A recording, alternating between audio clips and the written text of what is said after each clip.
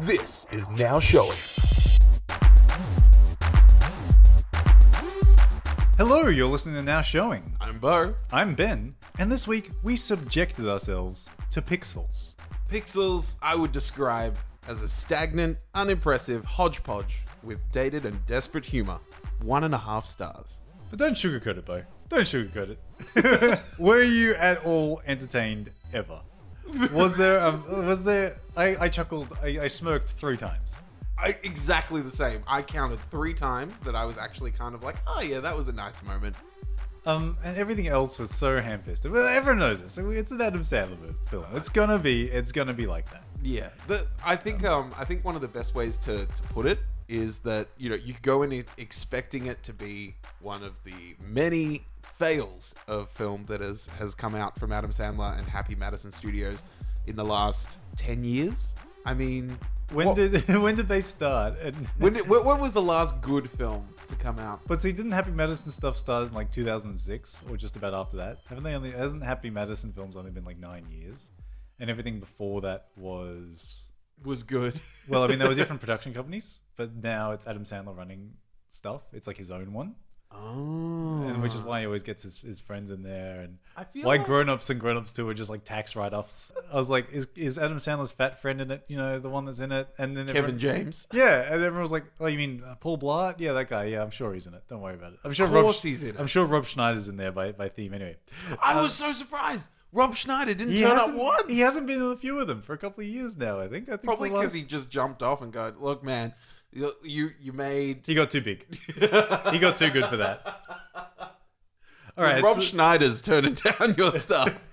You know you've gone wrong. Let's break down the film though. It's a film where they send up a satellite worth of information, and it's got video game stuff in there, and aliens misinterpret it, and they start sending it down. We basically got to move past that conceit, because the conceit of the film is dumb. The movie was called Pixels. They're not actually pixels. Pixels are 2-dimensional square. Voxels are 3-dimensional squares. So the film should have been called Voxels. Oh my god, I didn't even think of that. And even Number one problem with Pixels the movie is the title. There are no pixels. It opens and it's wrong from the very get-go. Even the voxels themselves can be broken down to smaller voxels because they've got edges and facets and stuff. Yeah. They're not perfect 3-dimensional cubes. Okay. So it's, yeah, at no point is it correct. So let's move past that conceit. The idea is dumb. And they keep contradicting themselves. The idea is dumb, and the title's is wrong. Dumb. The storyline is inconsistent. Let's move past that. Well, yeah. I think we're about to move into the territory of spoilers. So if you, for whatever reason, I don't know why you would, but you do want to see it. Spoilers implies that there was going to be enjoyment gained from it, and we're taking it from them. We're spoiling that fun that they could have. I don't think that's possible. That's true. We subjected ourselves to this so that other people didn't have to. Yeah, that's exactly right. We went to see this film, and we got home, and we saw on the news that the Prime Minister had changed. Like, world events are happening in the world, and we chose to go see Pixels instead. We missed out on them. We're just like, you know what? No, I'm not going to watch the leadership of our country change. Instead, I'm going to go and watch Adam Sandler, Kevin James, and a variety of other actors and actresses just go and battle pixelated 80s video games. So we gotta get past that conceit. Like that's fine. That's the film. Well, I think the biggest preface to make before we get into this is this movie made no sense. It makes sense. They send video games up, video games come down. We never really see the aliens. They change the plot points a bunch. Like, are they trying to win the game, or are they trying to? What do you mean by no sense? Okay. So the premise of the movie is that Adam Sandler, Kevin James, and these professional child prodigy video gamers from the 80s all compete in this worldwide championships for video games, and it's filmed. Like, this competition is filmed and packaged along with all these other news things of human interactions and stuff, and then sent on a satellite out into the solar system to potentially be found by aliens. And the idea is that for whatever reason, they latch onto the fact that this little snippet of the entire video of these video games was thought of as a war declaration, and then they recreated these video games and sent them back to kill us. Now, this is a big spoiler. You know the cheat codes? Well, I know of them now. Well, yeah, now. Peter Dinklage uses cheat codes to cheat in the start, and as well as when he's trying to save the world. But at what point, by watching this pixelated little shitty VCR video of kids playing this World Championship gaming, would you be able to program in the cheat codes to be used in the thing? And also, if you send up a video saying we're so good at this particular thing, why would the enemy make why would the aliens or the other, if we got a video and we saw soldiers fighting in a particular way, why would we make the thing that was losing to those soldiers? These guys are good at video games and beating the characters such as Pac-Man, so they build Pac-Man. That wouldn't be the challenge. The challenge would be for them to get a higher score than the humans. Yeah. If they got a higher score and sent that back, they'd be like, there we go, we win, guys. That's the competition. So, and you know the trophies that get sent down when either, if the humans lose, then the aliens take a trophy of humans. Well, and if the humans win, then they send down a trophy of theirs. And the structure of the film was quite good, I thought, there. So it opens and it sets up this premise, and then the aliens start attacking. And for all intents and purposes, I really liked the visual effects. The pixels and the way things broke down were fantastic. It was really cool. It looked like the lights looked great, and there's good visual effects. They're supposed to be video gamey, but they looked okay, and they looked like they existed in the real world, which was really cool. Yeah, that was a really good selling point of the film. Yeah, the visual effects are great. So humans lose one battle, and they lose another one, and then they figure out that if they lose 3, the world's over. So they win the next 2 battles. And that's really cool. And it's like a 5-act structure, a really small 5-act structure, and it smashed through them. And I was like, wow, this film's not going to be as painful as I thought it was going to be. This is actually fun. It's one battle, next battle, next battle, next battle. But then the film almost realizes that. We've gone through 4 battles really quickly, and then it stops. It comes to a complete stop, and everyone has a party, thinking, oh, we've already won everything. And of course, then everything falls to pieces, and then it's the big final battle at the end. But the movie came to a complete halt 2/3 of the way through. And after that, they say, well, you cheated. We're going to end the world right now. And then they just walk under this ship, and this projection, this pixelated projection of a man's face just comes out and says, hello, we're interested to meet you. The boss man wants to have a chat, so come on up. And you've seen him in the trailer. He goes up, he plays the video game that he's terrible at, Donkey Kong, yeah, and actually wins. And that's the end of the movie. That's the climax. At no point does he ever meet the architect, like was the boss man Donkey Kong? Yeah. What? And what was the sit-down conversation about the 2 planets? It wasn't. It was just playing the video game again. And if it's the boss man, why is the boss man a created pixelated game thing? What does he exist like in real life? Yeah. And that was the question that I was leading to with the trophies. Yeah. In that Cuba is sent down, which is I'm going to get into later. Also, we've gone the first battle, and they win. They take a trophy. Second battle, they take another trophy. Third one, the humans win, and they get a trophy. Yes, and that trophy. Well, the first one's the duck. first one's the Dog and Duck, Dog and Duck. from Duck Hunt. Yeah, that's the one. Yeah, he's awesome. I love him. And then the second one is Cuba, which is the orange trumpet thing. You might remember making an appearance in Wreck-It Ralph. Yeah, Wreck-It Ralph. Can you guys hear that scratching in the background? That's my rabbit in the room going nuts. She's losing her shit. She didn't like pixels either. She's about as restless as we were in the cinema. At one point, I looked over to you and I asked, have you ever been this bored in a film ever? I hated Cubit. I hated him being on screen. And I do want to get onto that later. But the big thing about Cubit is he's a warrior of theirs and spoke at one point about how they led a happy, wonderful life before this challenge of a video thing came to them.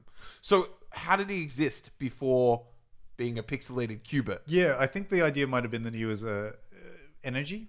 Yeah. He was like electronic stuff. If like a non-corporeal form. Yes. You know, he was something that didn't quite exist. In incorporeal form. Non-corporeal. He has no corporeals. But I think that the thing that makes no sense about that is the aliens. Like, the aliens themselves don't exist. The film would have made sense if they just wrote it off as it's a glitch. The computers have become sentient, and they've decided that humans should not deserve to win. You know, it's Terminator, but instead of it being robots, It's video games. it's computers. Yeah. And so they use the very thing that humans built against themselves. Okay. You know, that would have made more sense. But why aliens? You know, it didn't have to be aliens. We never saw the aliens. They never come into it. It was just a huge ship that looked like a Space Invader ship. They're invaders from space. Let's, you know, you're 20 minutes into the film. There's action sequences. Are you enjoying yourself? Yes, I actually kind of am. At what point? At what point? I challenge you, sir. I throw down the gauntlet. At what point? No, when they started pulling out the light guns, and like I imagine, because I'm a gamer, right? No. You're a gamer? What? You like to do a podcast about movies and nerdy stuff, and you play video games? Get out of here. Yes. Well, I'm a gamer, and I would put forward that I'm probably a bit more of a gamer than you are. Well, did you ever play PacMan? Yes. Or Space Invaders? We films? had a PacMan championship back when we lived together. Oh, man. that's right. On my games table. I have, you know, okay, it's all right, ladies. I have a coffee table with, like, it plays video games in it. So, like, you know, when you go to the bar and two people could sit at it, there's a glass table, and it's just like a glass table, but it's got a CRT screen underneath it, and you can play like 1,000 games on there. I've only ever played every single game that was featured in this movie. That used to be in our house. Yes, you can come around. It's awesome. It's the best. And I only ever played Pac-Man because the visceral battle it encourages in people. It's so aggravating. You have never felt competition until you start a 4-player Pac-Man game. With, like, as soon as someone dies, you roll around to the next person. You All right, rotate. I got this. And, like, someone lasts 2 minutes and it's amazing. And then the next person, you know, you feel that pressure, and 15 seconds in you die, and you're like, no! You've never known pain like that. So yeah, we've played these games. Yep. You're possibly a little bit more of a gamer. Yep. And you're enjoying yourself in the fight scenes, and I'm challenging you. Why? Okay, Why? So the first because time, I can imagine myself in that, and I would just be all over that. I would be having the time of my freaking life, and that's really, I think, what this film kind of felt desperate to me. Okay. In the sense that the desperation came from, like, we're trying to latch on to something for people to relate to, and we're trying to make something out of this that people are going to go, yeah, this speaks to us on a level. And I think they were trying to go for gamers, but they didn't really hit it, because rather than going for gamers in general, they were going for retro arcade gamers, which is just such a small niche in 2015. Well, I don't think they were going for. No, they were, because it's a skill set that just isn't even useful in today's gaming. There's a documentary called King of Kong. Okay. Did you see that? Did you? No, I've seen like trailers and little snippets of it, but I haven't actually seen the King full. of Kong. It's great. Anyway, it's a documentary about the world's actual best Donkey Kong player, and there's something about if you play the game X number of times, a blue screen of deaths, or it ends. There's no actual game over. They never built a game over in there. It just runs out of memory and stops. And so there are, like, 2 guys competing for it, and there's one cheating and stuff. So the people that love that, the people that actually love the competition of Pac-Man or Donkey Kong or any of those retro games, I don't think it's for them. Is that what you're saying? It's for them?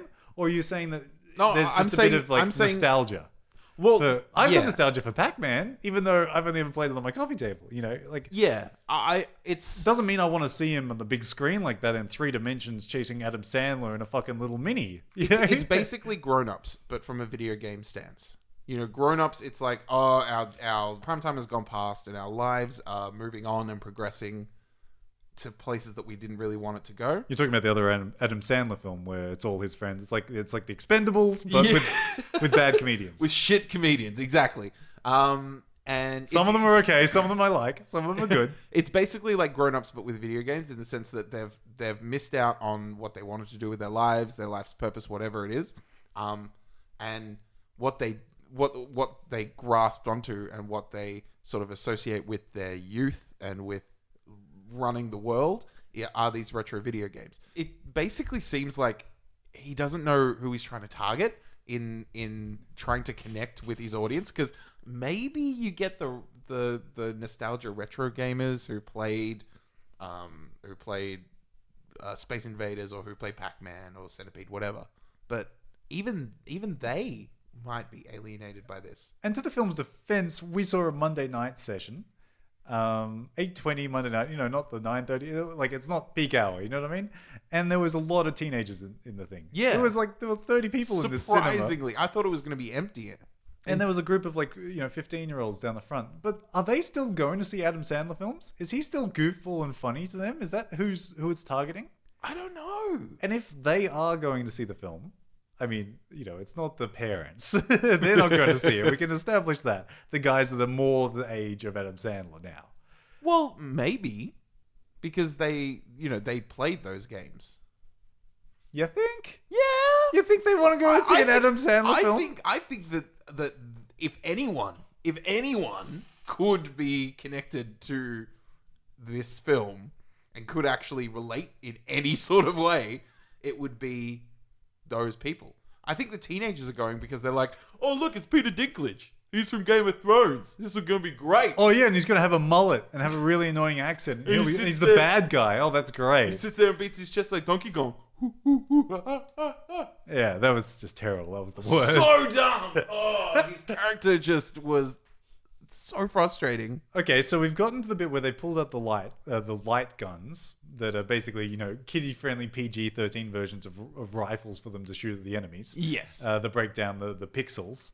That somehow she built in 2 days, pardon me, and then gave them to the army and said, we have no spares. Why don't you have spares? What do you count as spares? Is 6 no spares? I would count 6 as 5 spares from the first one. No, they didn't say spares. They said that they said had... we have no backups. Yeah. As if they lose all those guns, they have no backups. Yeah. So if you've built 6 in 2 days, you can build 6 in another 2 days.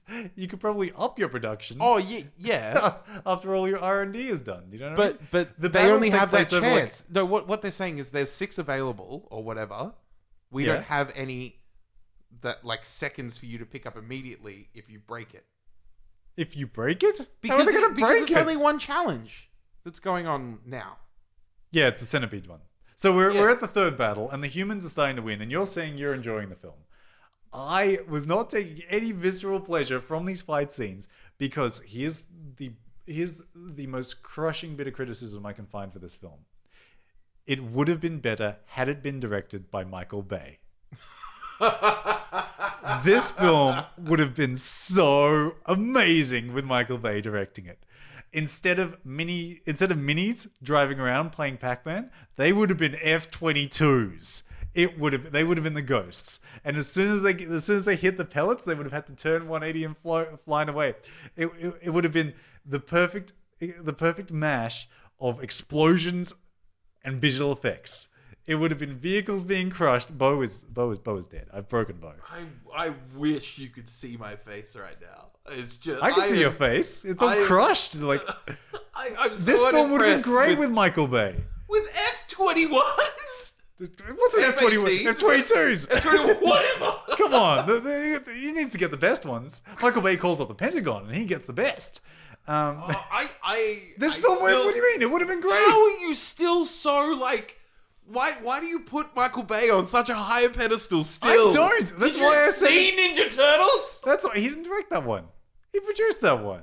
Yeah, he's a terrible producer. But come on, those action scenes. So they're firing the lasers up at the Space Invaders as they're coming down, and the camera's just spinning around Centipede? them. What? Yeah, whatever. Same deal. And the camera's just spinning around them, and they're clearly against the green screen. and there's no real interaction between them. If Michael Bay directed that film, it would have been this handheld, gritty thing. They would have been running through. There would have been explosions of the centipedes eating through buildings, and they would have been being covered in dirt. They would have been ripped. They would have been bloody and exhausted by the end of it. They would have come out of it and been like, and there would have been a flare behind, and they would have been like, we got that centipede. The whole hero thing that started to happen as soon as they started to defeat the aliens. And like Navy SEALs are on the side, almost clapping them on. They're like, go nerds, you can do this. Just because their wrists are good at moving left and right and up and down and pressing buttons doesn't mean they would physically actually be able to shoot any better than the Navy SEALs. Yeah. Their aim would probably be terrible with these weapons they've never practiced with. But it's also the thing that they can see the pattern and they know, how the game works. Whereas... Just because you can see the pattern doesn't mean you can hit it. I bet most people with those light rifles or any rifle or any sort of projectile, even if it went especially if it went in an exact perfect straight line like these light rifles would presumably do because they don't have any mass, you couldn't hit it. Imagine an object moving from left to right and you're trying to shoot them at 100 feet. You wouldn't hit them the first time. You'd miss a bunch. Yeah, but that's the thing. The Navy SEALs would shoot a lot better. He should be, but they don't he know... should be instructing them. Once again, if Michael Bay had these scenes, there would be armies of people with these light rifles attacking armies of centipedes. It would have been epic. Question. The first two that the aliens apparently won? Yes. Before the humans won the centipede battle? That was a really long time ago, Bo. You got to remind me. What did they win? The first one was like... the second one was Gallagher? attacking... Yep. Gallagher was the first one. And the second one's attacking the Taj Mahal. Yeah. I didn't recognize that game. Was it Pong? Was it the weird version? It looked like Pong. I don't know what it was, and they never explained what it was either. No. But yeah, so those two. What dictated that they lost? They lost the Well, did 3 people die? Did one person die 3 times? No, they just took a trophy. They cheated. No. What? Yeah, my question is, what dictated when they lost? Because there's obviously something that says when they win, when the humans win, which is they defeat the levels, and they defeat the centipede or PacMan, whatever. Yep. What dictates when the aliens win that game? Because with the Pac-Man one, that makes sense. He would have eaten the 4 of them. Yeah, eat the 4 of them. No, actually, no, that's not how you win Pac-Man. You win Pac-Man by eating all the little pellets around the thing. Not the super pellets. You win Pac-Man by eating every pellet in the thing, and then you reset and start again. Yeah. And then you do that indefinitely until you reach the blue screen of death. Yeah. Or the end of the RAM or whatever it is. And so there was no actual way for them to win, was it? It was just a war of atrophy. How long can we drive around for? Exactly. But I think the stakes that were set with that was if Pac-Man kills those 4 ghosts, then it's game over for them. Yeah. Which was that was what they led to. That's not actually how you win Pac-Man, but yeah, they didn't do their research. But that was only because they made these ghosts for these aliens to eat. Yeah. The humans created those ghosts. Actually, yeah. What if they didn't build the cars? Exactly. How did they win? If they didn't build the cars, then Pac-Man would be going around indefinitely destroying the city. So that would be bad too. But couldn't they just use the not light? Indefinitely, because in those first 2 games that the aliens apparently won, it would have destroyed the city. Yeah, wouldn't they just keep going indefinitely? You broke me.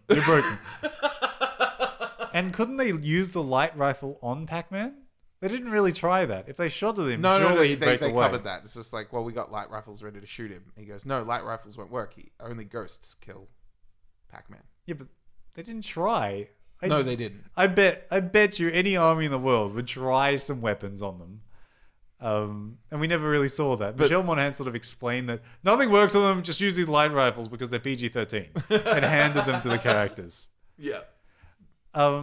Final fight. So it's going to be a big war, and it's going to be like all to the death at the very end. There, as you've seen in the trailer. There's like an army of villains of video games of all different types coming down. Just like any other film where there's fan service, where you're supposed to go, oh my god, that's the video game from this thing. I saw that. I love that thing. It's like, not PacMan, but it's the other video games that you loved as a kid. Like, they start showing Space Invaders and they start showing Mario. And Mario was in there. Wasn't Yeah. it? Yeah. That's supposed to be a bit of fan service stuff there. But what you're seeing is Adam Sandler and Kevin James. Well, Kevin James is the president in this film. We'll come back to that in a second. Okay. You're seeing Adam Sandler and his cohort stand up against the odds and not be nerds anymore. Be like, everything that we got prejudiced against as a kid for being a nerd and being an outcast actually makes us really awesome. How much better would that have been if it was a call to arms for every kid that's been bullied? Every nerd?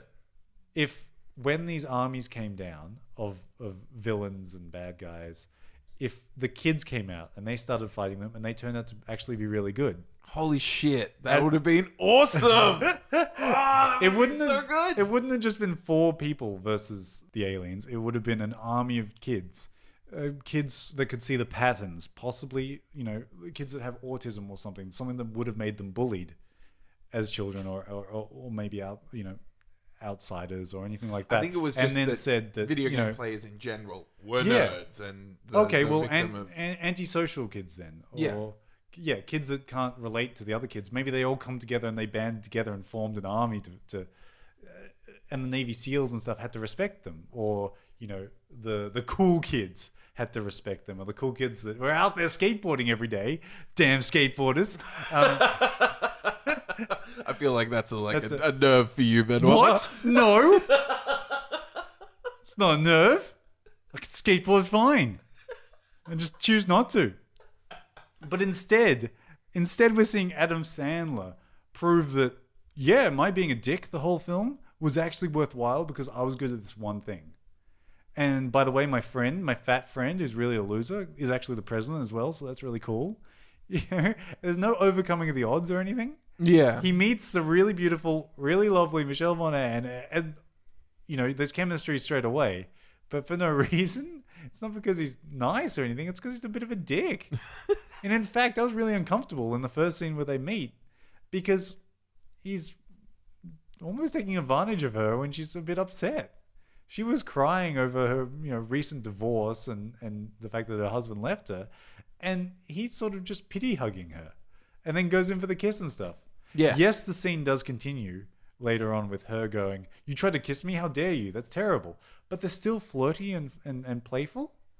He was being a dick. It was like the continuation of that was over the top with their whole like trying to one up each other with the following in the car and then getting into the White House. And then it's just like, ooh, somebody's more important. And it was all predicated on him being an asshole, essentially. Yeah. And then he gets to be the awesome guy at the very end there, and we're supposed to cheer for him as well. Kevin James is the president. There we go. We got back to it. I couldn't leave it. I liked it. He looked funny in the suit. I liked him in the suit. I liked him trying to be regal, and trying to be. And he could. I mean, I hated the idea that he couldn't read. That's so dumb. Yeah. It was the idea. He's reading to kids and he struggles on some words like catastrophic. And what's the idea there? What are they trying to say? Are they trying to say all presidents are dumb, or are they trying to say that he was dumb and he got elected just because he's a fat nice guy? What are they trying to say with that? And why did his popularity go up when he employed video game experts to come and battle? I think the idea with that one was that you're the right person for the right job. If you were the president 20 years ago, you would have lost us wars or people would have died. But because you're the president now, you're the president, not that we needed, but the one that we deserved. I think that was the concept there. Okay. But it's so contrived to have the president of the United States of America, one of the most powerful men in the world, be a doofus and be likable. And he was so useless as well. And they gave him that one thing that he could do. What, video games? The claw. Oh yeah, and he's in a crane Yeah. at the end there. Just the one thing that he was able to do. It was so contrived. Actually, Michelle Monaghan had no video game skills at all. Nope. But she goes with them at the end and saves the world. Did you see all the flipping and cartwheeling and shit that they started doing? All the obvious wire work? Yeah. Yeah. At the end, as they were leaping over barrels, you're just like, I'll just do During a the casual... Donkey Kong battle? Yeah. Just like casual cartwheel, casual backflip. And she jumps like down 15 feet whilst flipping through the air and lands, would have broken both ankles. Yeah. And what about the gal, the gaming gal that Wonder Boy had a crush on? What was it? Miss Maisie? Lady Lisa. Why did she look human? Everyone. So she comes down, she starts battling them. She looks pixelated or voxelated, and then she turns human. Like what happens in Transformers 2. Michael Bay, we got back there. Like what happens in Transformers 2 where a robot can suddenly hide as a human. Like, how does the skin become moist? How do the voxels smooth? How do the voxels smooth out? Does she have hair? She obviously has hair on her head. Does she have like fine follicles on? Are there pores? Is it just what he sees? Is that what's going on? Is he in the end actually making out with Cubit and having babies with Cubit? But what he sees is what he wants to see. Would it change? That'd be dark.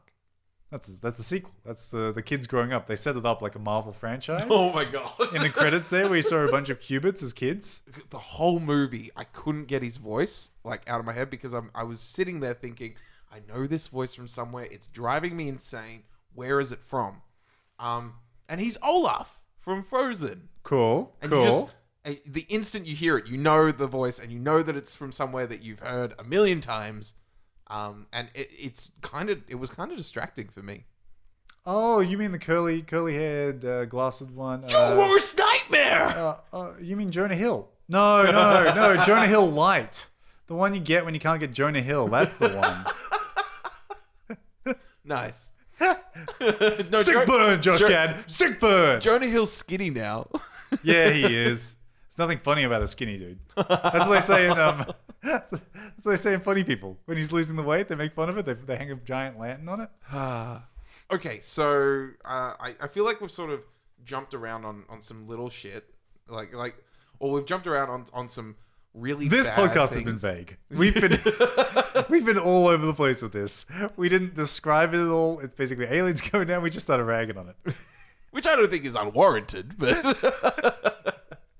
I know that you at least were writing down some things of what you really didn't like. Maybe I didn't enjoy the movie because I was writing so many notes this whole thing. Can I do quick fire round really quickly? Please, quick fire round. And go. Kevin James couldn't jump. In the final scene where they're fighting Donkey Kong and the other ones are jumping over the barrels, he wasn't jumping. He was stepping around them in the background, and they never really showed him ever get around them. If you can go around them, isn't that cheating? Shouldn't the humans lose by default? Another one. It was clear the dead people were going to come back because as soon as the kid, like a bunch of times people get sucked up as trophies and they break down the voxels themselves and they're screaming. And the first time it happened, I was like, wow, shit, that is dark. This film went there. And then when you see the kid go up, oh, well, he's going to come back. So, it sucked all the drama and all the tension out of it. But you knew that they weren't dead because you had the first trophy guy on the earth. Yeah, but you didn't know that at the time when the guy rips up. Like, the first guy that he goes outside and he gets sucked in the pool of light and he breaks up and he's screaming. How cool would that have been if he actually died, if he split apart? Next one, they would repeat camera moves. So the NORAD or the Mission Defense Place or whatever it was that died in the first place, there's a really bad actor that goes, Colonel, you should come see this. Which is the trophy. Yeah, he turned out to be the trophy later on. But it cuts back to that scene later on. And right before the missile goes off, the camera dollies around as it's supposed to be all action-packed. And the camera lands in the same spot that it was for the other scene. Basically, looking over the computer at the guy looking at the computer. And you're just like, you shot both these scenes in one setup, didn't you cheap sons of bitches? It happened a couple of times. Like when Fat Jonah Hill Diet Coke guy, whatever his name is, Josh Gad, when he's singing at the party, the camera cranes around him, from one side of the stage to the other. Later on, different scene, different song. He's supposed to be, later into it, and he's grinding on the floor. He's they repeat the same camera move. Just from right to left. Yeah, right to left again. And the same extras are in the background. It's no later in the party. It's just literally filler. They couldn't decide which one they liked more, so they used both of them. Sorry, this is not quick fire round. Next one, NORAD was like a laptop and a dolly around it. That was it. It was so simple. It was like a computer there. And once again, imagine Michael Bay. It would have been a fucking war room. There would have been people in there. It would have been on a ship. They would have been flying through. They would have been on like a 747 carrier with all the satellite stuff. It would have looked really cool. All the Navy SEALs in the background were just walking around with their hands in their pockets. They were obviously like bodybuilders. They were just standing around the background or on cycles. They never actually did any army stuff in the background. You know, they might have been doing some push-ups over there, but they were just sort of wandering around and standing around as if the extras were just going, yeah, military dudes walk from there to there. Go exercise. Did they shoot in front of the White House for this film? At the very end of the film, they're on the lawns of what looks like the White House. If they let Adam Sandler and his crew film outside the White House for this, what a waste of goddamn time and money and everyone's expenses. Oh my God. I think the best summation of this film, it would have been better by Michael Bay. Oh gosh, shut up. No one wants to hear your Michael Bay preaching shit. I'm not preaching. What? Your Sorry. fanboy. No. I think the best summation of this film is that scene where Adam Sandler in his orange shorts and orange t-shirt walk into the what do they call it? The something room? The war room? No, not the war room. The like occurrence room. The situation room. The situation room. Yeah, that's the one. Adam Sandler walks into the situation room and proceeds. No guards. No one stops him. And he proceeds to tell, some important thing about, this is a video game. 1982 Gallagher versus 1986 Gallagher. Exactly. Like that, important distinction. Which doesn't help at all. And then just as he's just like, the president of the United States says, all right, thanks, head on out. And as he's going out, there's an elongated scene, like a 30-second long scene of where him, he's just ragging on people in the White House. He just picks on each single person. And it's supposed to be like, yeah, this person looks like Gandalf because they're an old lady with grey hair. And then Harry Potter just behind him because he's got glasses. But never comes back. It's purely like, hey guys, I got a great way to transition out of this. It'll be heaps funny. I'll just do my Adam Sandler thing. And it's so old. And you leant over and said something about, he didn't even show off. He didn't even have that last bit of information. If he left the room and said, oh, by the way, the thing to beat them is this. Yeah. That no one else knew, that would have proved that he was useful. Exactly. But no, he just ragged on them and then walked out. You're just like, why? Why is it's patter? There was so much padding.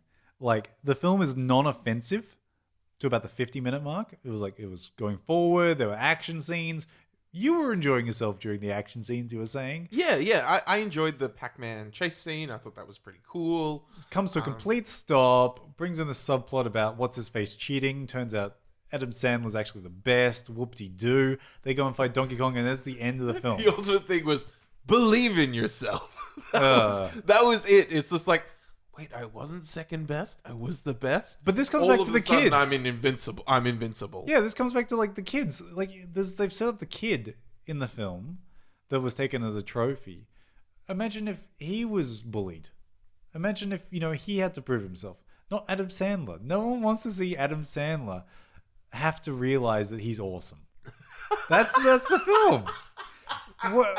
We want to see a kid who's bullied learn how to be awesome, or prove that he's actually got self-worth, or actually, when will Adam I've Sandler talked myself down?